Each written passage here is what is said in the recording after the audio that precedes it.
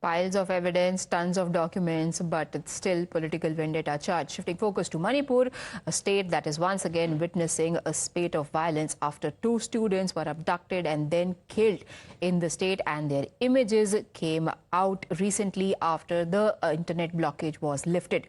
The videos of the bodies of deceased students went viral, sparking fresh outrage from students and youth. Violent protests led to clashes between security forces and student groups. The Imphal DC office has been torched and the BJP office was also set on fire. That's the latest development coming in. Remember, this new round of violence has been started after there were two images that emerged of a boy and a girl, both said to be students, one 17-year-old, another 20-year-old, who had gone missing on the 6th of July, which was almost the peak of violence that has ravaged the state since the 3rd of May this year. And then recently, their images came to fore of their dead bodies. The allegation now is that they were abducted and then later killed. In the images that you see on your screens right now, there were also two armed men that were seen in the background.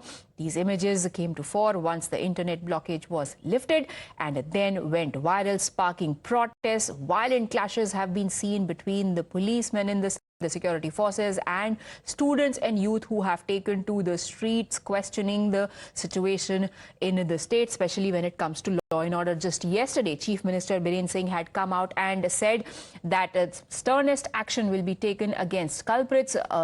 The case has already been given over to CBI. A special team had landed in Imphal as well and is investigating the case. Tejashree, what is the latest that you can tell us about these developments?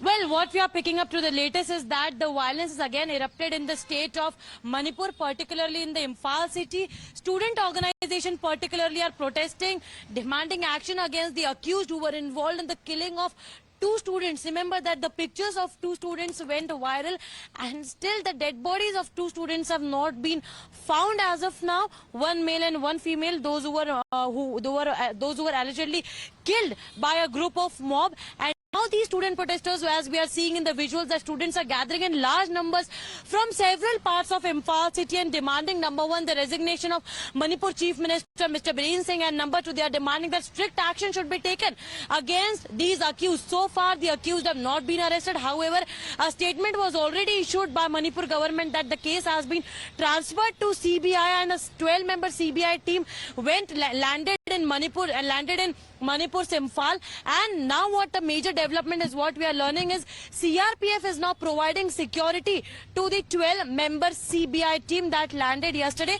This is a big development because the situation in Manipur is so volatile, is so critical, is so violent that the CBI is also in fact requiring a protection, and that is why now CRPF will be providing the security to the CBI. Right, and some of the actions that have been taken by those trying to contain the situation, like the pellet attacks on protesters, have sparked a fresh round of outrage. We'll keep getting you all the developments, taking a very quick break.